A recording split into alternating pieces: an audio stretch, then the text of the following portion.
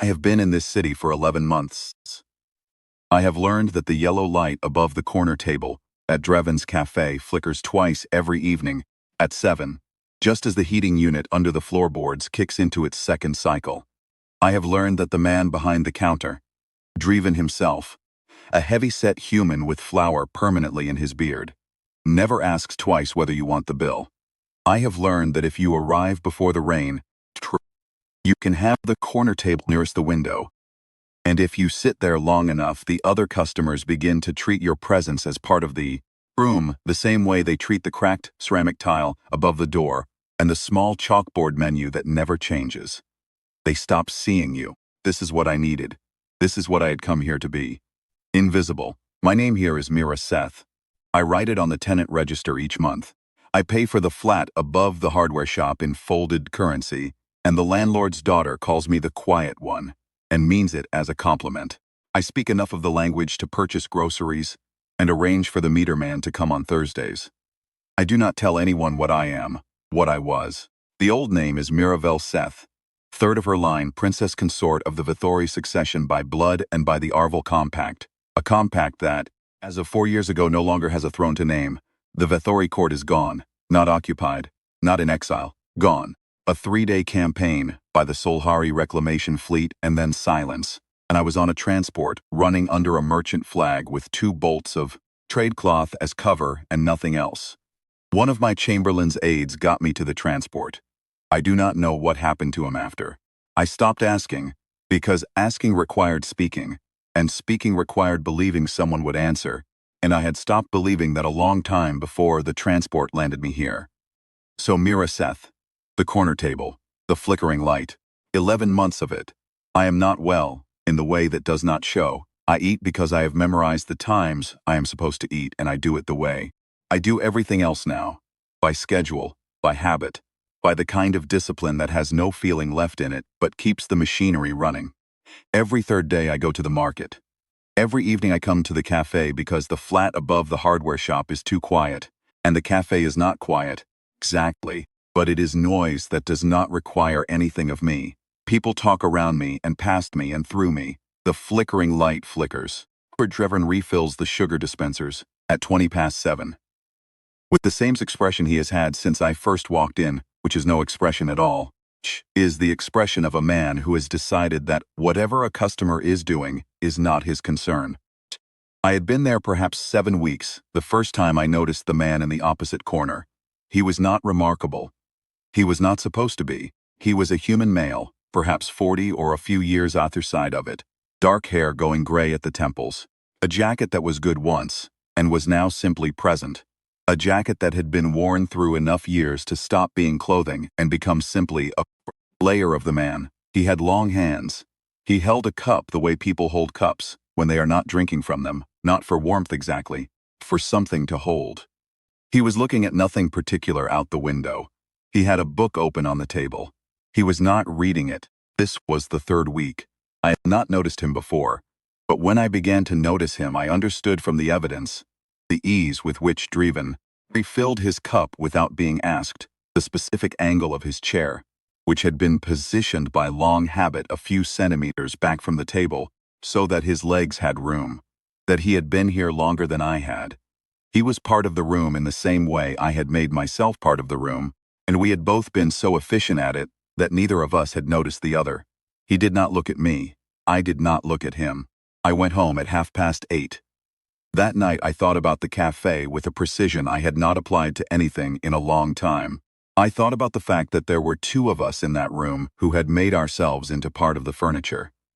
2 people who had, by different routes and for different reasons, arrived at the same conclusion about how to survive the presence of other people, which was to be present among them without participating. It is a sustainable arrangement, mostly. It asks very little. It gives very little back. It is sustainable. I wondered whether he had noticed the same thing about me that I had noticed about him. Probably not. Men in that kind of stillness do not look outward much, in my experience. And what I mean by that is that the stillness is not about the room. It is about the interior weather, and the interior weather takes all the available attention. I know this because my own interior weather had been keeping me fully occupied for 11 months, and I had nearly missed a man who sat 4 meters away from me every evening for at least as long. The next evening he was there. The evening after that, I began to map his patterns the way I had mapped the flickering light and the heating unit's cycle, because mapping patterns is the work my mind does automatically now, in place of whatever it used to do. He arrived between 1:45 and 10 minutes before the hour he ordered. Dreven brought it without being asked, so at some point an order had been given and was now simply permanent. He held his cup. He had always a book or a folded paper. He was always slightly not reading it. He left between 8:30 and 9. He never spoke to anyone. Not to Dreven, not to the table nearest him, not to the young couple who came in noisily every Friday and filled the cafe with the kind of laughter that could have been irritating but wasn't somehow. It was just evidence that other people existed. He was not rude. He was not cold. He simply had no words in him that evening, every evening, and the cafe knew it and left him alone. And he had arranged his life so that this was enough. I recognized this. Not the way you recognize a face. The way you recognize something you thought was only yours. This did not mean I spoke to him. I did not speak to him. I did not even alter my schedule to align with his, although I was aware I could have done. I kept my corner. He kept his. The distance between us was perhaps 4 meters. And it might as well have been the distance between star systems for the use either of us made of it. What I did do, without deciding to do it, was stop making myself invisible to that corner. I still sat with my face arranged the way I had learned to arrange it, which is to say, arranged to be looked past. But I let myself see him. He came in on a Thursday, in what the humans call late autumn, when the city has gone gray and the rain falls with a kind of commitment, not heavily but persistently, as though it has given up on ever stopping. He was wet from the collar down, not dramatically wet, thoroughly. He had not hurried. He sat down. Dreven brought his cup, and for a moment I thought the man was not going to be warm for a long time. It was the kind of wet that sits in the bones. I thought this, and then I thought about the thinking of it, and I looked out the window. What he did was take the cup in both hands and hold it, and let his eyes close for a moment, just a moment, and then open them again to the rain on the glass. He did not look grateful. He looked like a man who had come back from somewhere that took a great deal out of him, and had not yet established that he was back. I knew that face. I had worn it for 11 months. I had worn it on the transport in the first weeks. I had worn it in the flat above the hardware shop, when I learned that 2 of the 3 people I had expected to contact me in the first months were not going to contact me because they could not. I had worn it in the market on an ordinary Wednesday when I came across a spice that was common in my home's kitchens and stood in the aisle for a long time, unable to purchase it or move away from it. You wear that face when you are functioning, technically, procedurally, sustainably functioning. But the part of you that was connected to whatever mattered most has been put somewhere unreachable, and you are waiting, without knowing you are waiting, for the something that will call it back. I did not do anything. I went home at 8:30. Something had shifted. I do not know a better word for it. Not warmth. I was careful about warmth. Not recognition. He had not seen me. Something smaller than either of those. A kind of permission I gave myself to notice that he existed. It went on like this, through another 3 weeks, which is to say it went on the way it had been going on, except that we were each aware the other was there, or at least I was aware of him, and I believed from the particular quality of his stillness on the evenings I arrived early, and he had not yet come in. A quality that changed slightly when I was present, some small adjustment of the room's balance, that he was aware of me. Neither of us did anything about it. The evening it changed, I had come in later than usual. I had spent the afternoon doing something I almost never did, which was going through the case I had brought with me from the transport. I had not been looking for anything specific. It was more that the anniversary of the fleet's campaign was coming, and I had learned that I could not ignore that fact. I could only choose when I looked at it, and it was better to look deliberately than to be caught off guard by something in the case's contents. There was not much there. Some folded documents, a personal seal that meant nothing now, a small square of brocade in the Vethori ceremonial blue that had been part of my consort robes, and that I kept because I could not explain why I kept it, and had stopped trying to explain it, and a carved token, bone-pale stone, the size of a human's thumbnail, that had been given to me the night before the fleet, came by an elder of my court who had come to my chamber and set it in my hand and said, quietly, as though it were ordinary, "You carry the Arvel debt now. When it is paid, you will know." Had not known what the debt was. I had not known how it would be paid or what it would cost or when. I had only known what every person who carries an old obligation knows, which is that it does not release you, and it does not announce itself. It waits. I'd put the token back in the case. I had closed the case.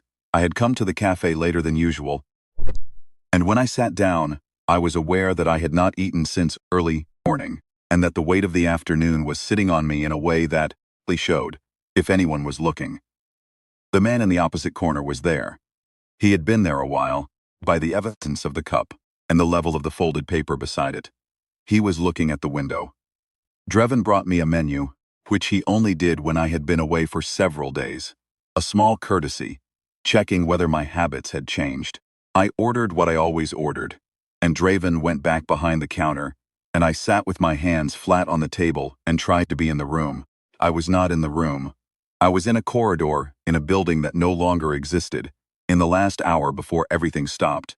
I did not realize I had been looking at my hands for a long time, until I was aware that there was something on the table in front of me that had not been there before, a cup of tea, not the one I had ordered. A different kind, the kind that Dreven's café served when someone asked for something, warm, without specifying, which was a dark honey blend that the human establishments in this city used as a general comfort drink, something given to people who needed warmth rather than flavor. It was not from Dreven. Dreven was behind his counter with his back to me. I looked up. The man from the opposite corner was already walking back to his table. He did not look at me. He had not made a production of it. He had simply, at some point while I was absent from the room, gotten up, spoken to Dreven, and carried a cup of tea across 4 meters of cafe floor, and set it down, and walked back. He sat in his chair with the settled ease of a man who has done nothing remarkable and has no interest in being otherwise. I looked at the cup. I looked at him. He was reading his paper, or performing the reading of his paper, which amounted to the same thing. My people have a concept for this. We call it rarest. It does not translate neatly into anything I have found in human languages. The closest approximation is something like gift given without an invoice. Not generosity. Generosity expects to be named. Generosity has, in the giving of it, some awareness of the giver's own virtue, some faint satisfaction at the quality of the act. Rarest is a thing done, because it needed doing, and you were there and capable of doing it, and the doing of it is sufficient, and the naming of it would diminish it. It is, in the Vethori understanding of things, the rarest form of kindness, because it requires the complete absence of any desire to be seen performing it. Most people cannot manage it even when they intend to. The intention itself, the awareness that you are being generous, contaminates the purity of the act. Rarest is what happens when someone simply sees that a thing is needed and does it without any distance at all between seeing and doing. He had carried a cup of tea to 4 meters and set it down and walked away, and was now reading a paper he was not reading. The Arvel Compact, the old obligation I carry in the carved token in my case at home, has a clause I had never expected to be relevant. It is very old, older than my line, older than the court that held it. It states, in the formal phrasing of a language that has not been spoken conversationally in 200 years, that the debt of the compact resolves at the moment of genuine rarest. Not at the moment of a treaty, not at the moment of a throne restored, at the moment of genuine rarest, witnessed and received. I sat in the cafe with a cup of tea in front of me, and understood that something had happened. I drank the tea. I did not say anything. He did not say anything. The heating unit kicked into its second cycle. The light flickered twice. At 8:30 he folded his paper and set it on the table and put on his jacket, and I thought, that is all then. That is how this ends. Tea and silence and a debt resolved so quietly that the universe barely noticed. Then he stopped because I had looked up, and I suppose he saw something in my face that he had not expected. Whatever was in my face was not something I had put there deliberately. It was simply what was there. He stood still for a moment, that particular stillness of someone who has become accustomed to their own company and is sure what to do with the absence of it. I said, in his language carefully, "Thank you." He nodded. He was about to go, I said. "I need to tell you something." He looked at me. He did not look impatient. He did not look curious in the way that wants to extract something. He looked like a man who has learned to wait without knowing what he is waiting for. I had no way to say this that would sound ordinary, so I did not try to make it sound ordinary, I said. I carry an obligation that is centuries old, an obligation to the first act of Arith Saul, I search the language, of a gift given without expectation of recognition, freely given with no audience. The obligation ends when the act is witnessed and received. I paused. What you did this evening is what the obligation names. He looked at the table where the cup had been. He looked at me. He said, with the careful deliberateness of someone who does not speak much, but chooses words with precision when he does. I just brought over a cup of tea. Yes, I said. That is what it was, because you looked like you'd been somewhere hard. Yes. He was quiet for a moment. Couple at the Friday table were laughing about something. The rain was still at the glass. He said, "Are you all right?" This is a question I have been asked 100 times in 11 months, in various tones, various contexts, and the answer has always been the one that ends the asking, which is, "Yes, fine, thank you." It is the correct social answer in this city. Requires nothing of either party, I said. Not entirely. He pulled the chair up across from me. My table had 2 chairs. The second one had always been oriented away from the table, a small maintenance of the signal that said, "Do not sit here." And he turned it to face me and sat down with his paper under his arm and his jacket on. He did not put the paper down, suggested he was committing to a conversation. He held it, which meant he was staying only as long as made sense. "Okay," he said. We sat there for a while. I did not tell him everything. I told him a shape of the truth that fit the room. That I had come here from a place that no longer existed, that I had been carrying something for a long time without knowing how to set it down, and that this evening I thought I might have learned how, and that it was stranger than I expected. He listened. He did not fill the silences with reassurance. He did not tell me that it would be fine. He simply listened the way he had been looking out the window every evening, for however long he had been coming here. With attention, without any demand that what he was paying attention to become something other than what it was. I said, "I will be leaving soon. People I was hiding from have found me. Not to harm me, they think they are rescuing me. They have been looking for me since the collapse. They want to restore what was lost." I looked at the table. "I do not know if it can be restored, but I think I have to go and find out," he said. "It does not feel right," I said. "That's usually how things that are right feel," he said. I looked at him. He was looking at the window. There was a quality to his profile in the café light, the gray at his temples, the stillness of him, the jacket that was no longer just clothing, that I wanted to keep, the way I had kept the square of ceremonial brocade, not for any reason I could explain, only because it was something real in a long time of unreality. I said, "In the old language of my court, there is a word for a person who acts from Arith Saul, not a title, not an honorific. A word that means something closer to the one the debt names. The person who closes the account, not because they were supposed to, but because they simply were there, and they acted from their nature, and it was enough." I held the carved token on my palm. It had been in my pocket all evening, without my being aware I had taken it from the case. The word is Vitharon. There is a corresponding name, Vareth Saul, the one who was sufficient, the one whose being there was enough. He looked at the stone in my hand. He did not reach for it, or ask about it, or tell me it was interesting. He only looked at it, and I understood from the way he looked at it, that he was receiving what I was telling him. Not as information, but as something tendered. "I will not remember the specifics," I said. "My people do not.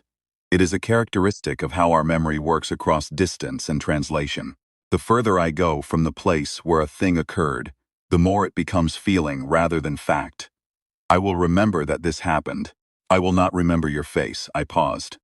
"I am sorry for that," he said. "Don't be. I wanted you to know," I said. "That is all. I wanted you to know that it happened, and that you were it, and that the name for you is Vareth Saul, and that my court's obligation, the oldest one we carried. Closes tonight in a café on the gray side of a city you have lived in for, I imagine, a long time. He was quiet. The café was not quiet, but the table was, he said, Verithsal. Yes, he said it again once. The way you say a word you have been given to keep, rather than to use. Then he stood up. He put the paper in his jacket pocket. He picked up his cup from his old table. Drevin had left it there, half cold, and brought it to the counter and set it down, which was something he did not do every evening, a small extra step. He nodded to Draven. He went to the door. He stopped with his hand on the frame. He did not turn around. He said quietly enough that I had to be the only one who heard it. I hope what was lost can be found. Then the door closed and the rain took him. I sat for a long time. The light flickered at 7. The heating unit made its sound. Draven came by and looked at the second cup on my table, without asking about it, and took it away without comment. And I thought, he has seen everything in this cafe, and ascribed significance to none of it. And this is a wisdom I have underestimated. The transport came for me 4 days later. 3 members of what remained of the Vethori interim court, in unremarkable civilian clothes, very politely, sitting in the flat above the hardware shop, and waiting for me to finish packing the case. The youngest of them kept trying not to look at the carved token and failing. The eldest, a woman I had known all my life, who had been attached to the court since before my mother's time, said nothing when I came out of the bedroom with the case. She looked at my face for a moment, and whatever she found there made her nod once, the way you nod at something that has turned out the way it was supposed to. I had not known, until she nodded, that there was a way it was supposed to turn out. I had thought the debt was simply an old weight, the kind the Vethori line carried without hope of resolution, accumulated over centuries into something permanent and structural, like load-bearing grief. Her nod told me she had known this might happen, that the clause was not theoretical, that people had waited for the compact to close in exactly this way. By chance, by an ordinary evening, by someone who was simply present and acted from their nature. I did not ask her about it. The transport was waiting. We had a long way to go. Did not go back to the cafe. I had thought about going, but I understood that what had happened there was complete and that going back to it would be looking for something that had already been given, and that is not how Erithsal works. It is not how Verithsal works. You do not go back to ask if the account truly closed. You carry it forward, on the transport, in the particular sense of deep transit, when you are between places, and the hum of the drive is the only geography. I held the carved token and tried to test what I had told him, that the memory would fade to feeling. I found it was already happening, gently. The gray at his temples, the jacket, the cup, the way he said the word once to keep it. They were softening at the edges, becoming the essence of themselves, rather than the detail, and I understood that this was the nature of the debt's resolution. You carry it forward as feeling, as understanding, as the knowledge that it happened, and the specifics become a kind of gift you leave behind in the place where it occurred for the room to keep. Somewhere in the city behind us, a man was sitting in a cafe in the evening, holding a cup he was not yet drinking from, looking out at a window he was not quite seeing, in the particular way of a person who has learned to inhabit the present without making claims on it. I did not know what he felt, in the 4 days since the door had closed on the rain. I did not know whether what had passed between us had landed in him the way it had landed in me, whether he turned the word over, sometimes, or whether it had settled quietly into the way of things, and required no maintenance. I knew only what I knew, that he had been there, and that he had acted from his nature, and that it had been enough. That is what the compact names. That is what closes the account. Verithsal, the one who was sufficient. I folded my hands around the stone and let the transit take me home.